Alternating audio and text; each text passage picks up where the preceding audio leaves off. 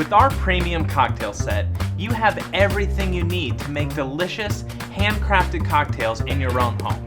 I'll show you how to shake a great cocktail, exactly when you're supposed to stir cocktails, and then I'll show you how to take a simple recipe and make it totally your own. Making cocktails isn't about knowing tons of recipes. It's about understanding one really simple ratio, 2-1-1. A well-balanced drink has 2 parts alcohol to 1 part sweetener to 1 part sour. Start with that basic ratio and a whole world of amazing flavor options opens up. Our set includes a recipe card that shows 9 classic cocktails made with this one ratio, plus tips for building your bar, making simple syrups at home, and some of the techniques I'm about to share with you now. First things first, you shake a cocktail when you want to combine alcohol with another liquid like fruit juice or syrup. Take a margarita, for example.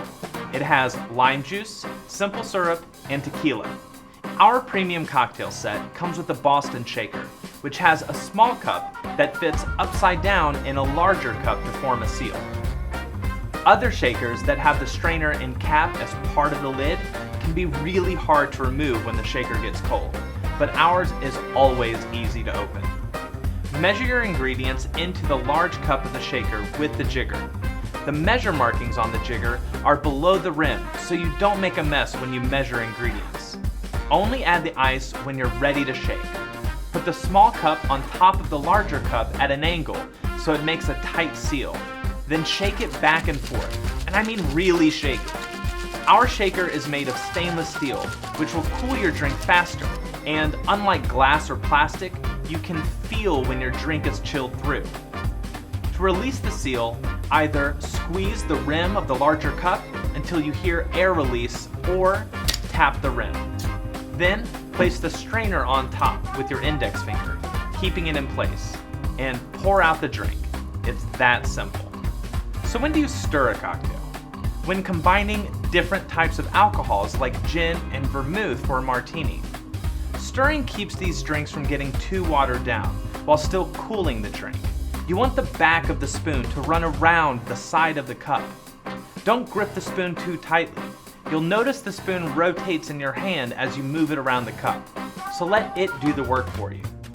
The handle of the spoon is spiral, so it twists easily in your hand.